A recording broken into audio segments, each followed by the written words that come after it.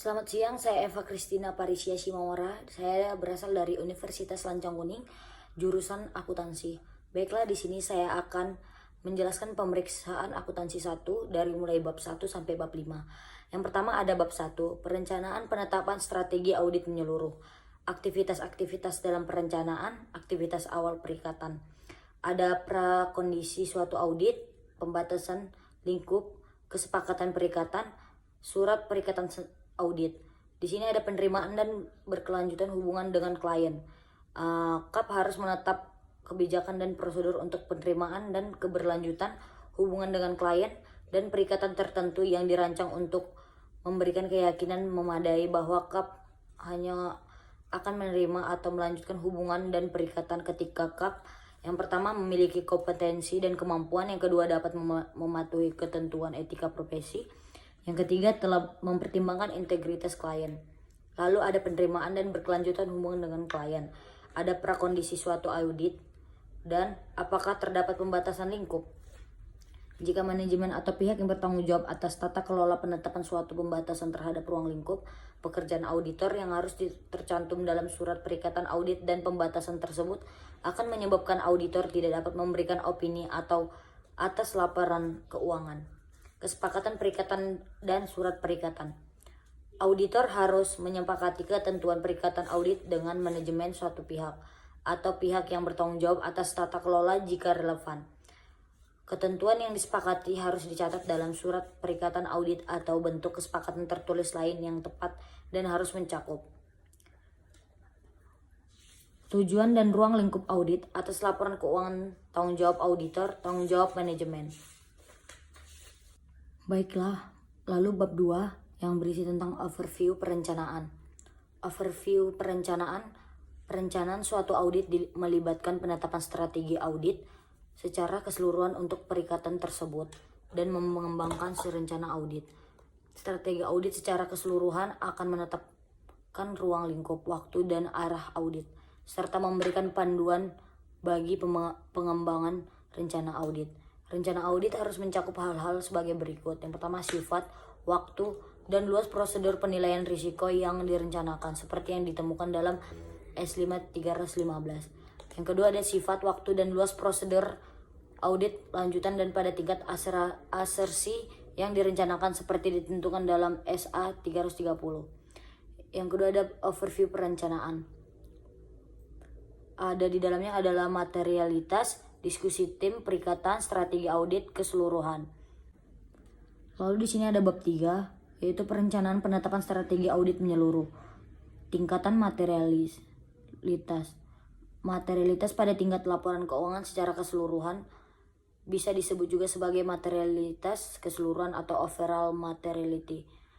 Pada saat penetapan strategi audit secara keseluruhan, auditor harus menentukan materialitas untuk laporan keuangan secara keseluruhan.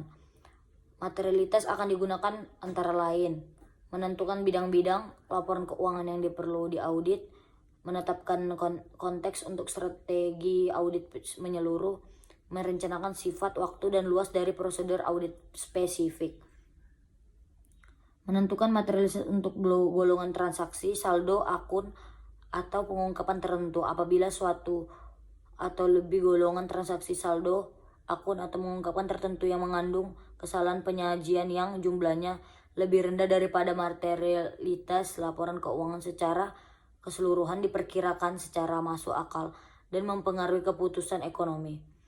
Lalu ada materialitas pada tingkat laporan keuangan secara keseluruhan. Penentuan materialitas oleh auditor membutuhkan pertimbangan profesional.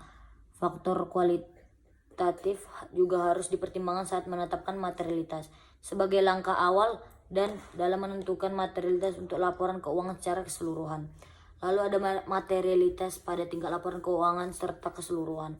Faktor-faktor yang dapat mempengaruhi proses identifikasi suatu tolok ukur yang tepat mencakup unsur-unsur laporan keuangan, sebagai contoh aset, liabilitas, ekuitas, pendapatan, beban. Sifat entitas, posisi entitas dalam siklus hidupnya, dan industri serta lingkungan ekonomi yang di dalamnya entitas tersebut beroperasi. Fluktuasi relatif. Materialitas pada tingkat laporan keuangan secara keseluruhan. Penentuan presentasi membutuhkan pertimbangan profesional. Terdapat hubungan antara presentasi dan tolok ukur yang dipilih. Presentasi yang diterap atau selaba sebelum pajak dari operasi berjalan pada umumnya. Materialitas pada tingkat laporan keuangan secara keseluruhan. Ada laba dari operasi berlanjut 3-7%, pendapatan yang atau pengeluaran 1-3%, aset 1-3%, ekuitas 3-5%. Ilustrasi menghitung materialitas pada tingkat laporan keuangan secara keseluruhan. Materialitas untuk golongan transaksi saldo akun atau pengungkapan tertentu bisa juga disebut sebagai materialitas spesifik. Dalam kondisi spesifik entitas, terdapat satu lebih atau golongan transaksi saldo akun atau pengungkapan tertentu yang mengandung kesalahan penyajian yang jumlahnya lebih rendah daripada materialitas laporan keuangan secara keseluruhan diperkirakan secara masuk akal.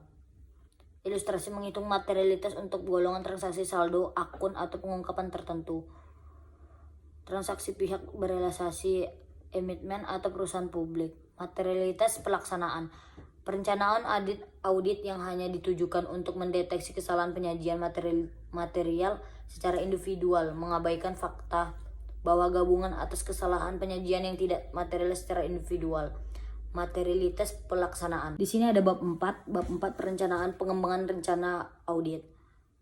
Penetapan rencana audit rinci. Yang pertama, melaksanakan prosedur penilaian risiko. Yang kedua, mengiktisarkan hasil penilaian risiko. Yang ketiga, merancang respon atas risiko yang dinilai dan mengembangkan rencana audit yang responsif.